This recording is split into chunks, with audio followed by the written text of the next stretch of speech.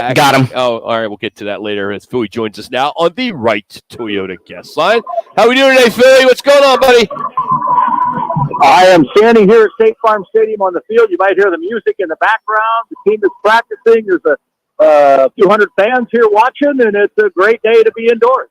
How much fun is that for you, being a former coach, former player, to be on the sideline here in July 31st? It's 115 outside. You're in there. I mean, you wish you had the whistle, huh? I do. I want to call the plays. Listen, I love watching alignments, right? I love watching to see how deep the running backs are lining up, why they're huddling when they're not huddling, why they're in shotgun, why they're in under center. You know, all those kind of things, the defense alignments. It's all fun because it's a big chess game, as you guys know. All right, here we go, Coach. All the players have come out in different stances during interviews or online with their comments saying that this camp is totally different than what they were used to under Cliff Kingsbury. Now that you've been there, do you see a totally different sort of training camp? No. I love it. No, that's why I asked the question. They're just in helmets. Okay, yeah. What do you got, Coach?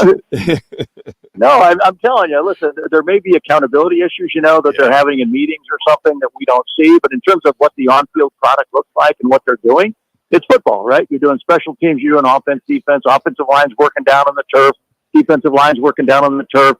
The quarterbacks are down under the red zone early. They stretch. It looks like a NFL training camp. Smells like one. It's got all the things you would expect in an NFL training camp. But I don't see anything terribly different about anything. But that's probably happening in meetings with accountability issues.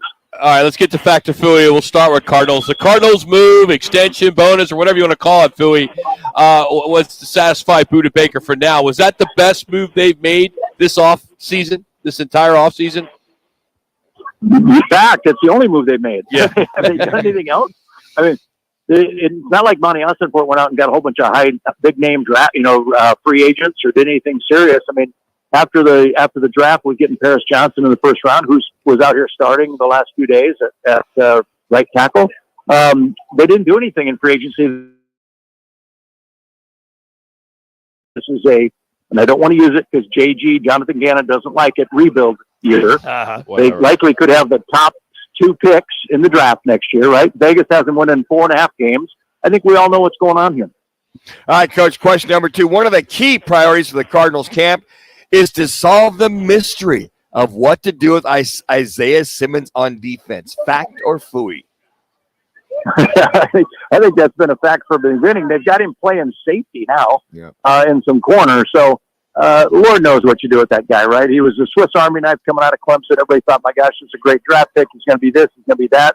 Cardinals put him at inside linebacker, right, initially for a couple of years. Now he's playing safeties with the DBs.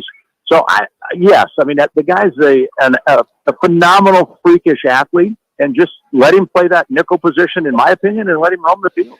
Coach, it's not very good when you guys are all filming him just about every network in reference to him getting burned many, many times with some of the deep routes or routes per se. It's just you kind of scratch your head and go, well, damn, if he can't cover and if he has a hard time reading defenses, what do you do with him? And now even at corner, what do you do with him? That's interesting that he's at corner as well, too.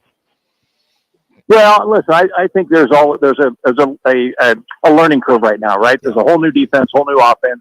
They've had some practices in pads or shorts. We haven't seen them in pads yet.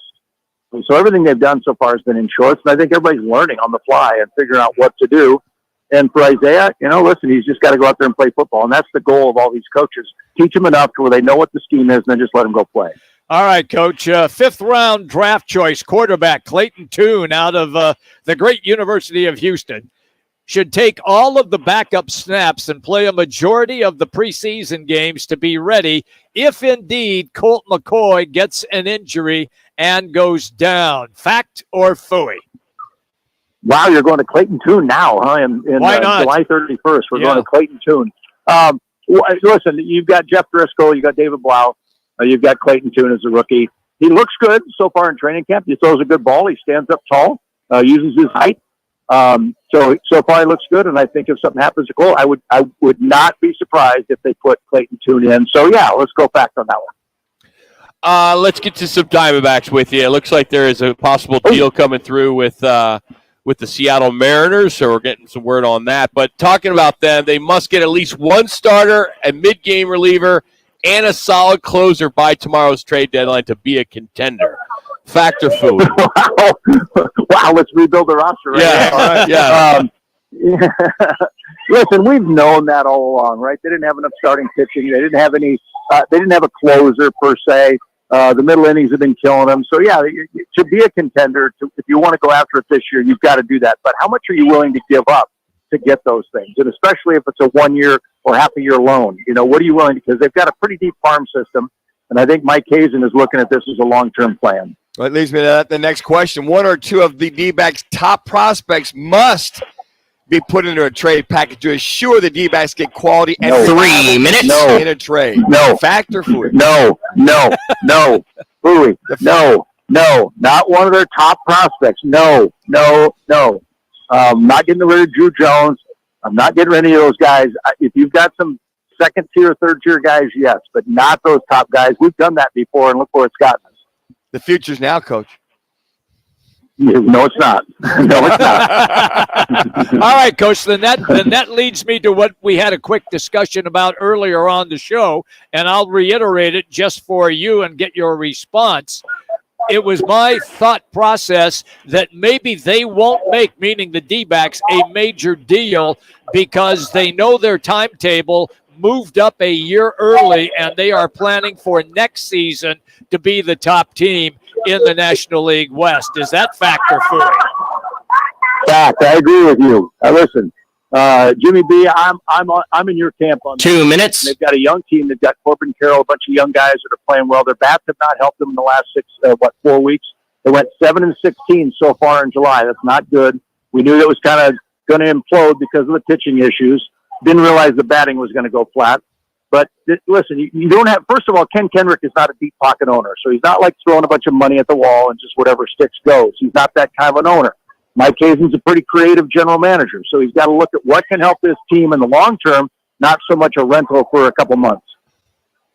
So, Fouhy, these uniforms, big difference this year? You notice anything? I mean, no? Because you're up close and personal with these guys. I mean, the uniform. I am. Does the Cardinal look meaner? No, well, the Cardinal's pretty cool, like a 3D Cardinal. Yeah. Ferocious. The jerseys are white. The jerseys are white with red numbers. Their offense is in red with white numbers. I mean, it looks like any practice team from high school. 1 minute. 1 minute. I've seen. So I wasn't impressed with the overall of the uniforms, but that's just me. Coach, when are they going to don the pads? Have they got it on a schedule somewhere that they hand out to you? Yeah, this week. This week? Oh, Okay. okay. They will don the pads. Well, It comes up this week. The red-white practice is Saturday, and of course they play the Broncos next Friday, so week from Friday. That's crazy. Yeah, it Coming up. is. Oh, that's good stuff. Oh, Fouhy, thanks for joining us on the field, man. We appreciate it. You got it, guys. Anytime. That's ABC 15's Craig Fouhy. Check him out. He'll have all of it tonight at 4, 5, 6, 7. I mean, 10. I mean, news is like all 24/7 now. It is. It's like, it's 24/7. Seems like the hell with a program. Let's just go news at 4, 5:30, 6. We'll go at 8 just in case for an hour, and then we'll go at 10 o'clock, and then we'll replay it at midnight.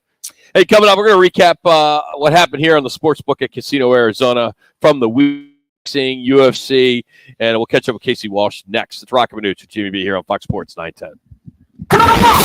This is The Odd Couple with Chris Broussard and Rob Parker. I'm here to tell you that it won't be long, and I'm going to give it 25 years, that soccer and baseball will overthrow the NFL and become the biggest things in this country. With Chris Broussard and Rob Parker. Today at 4, tell your smart speaker to play Fox Sports 910.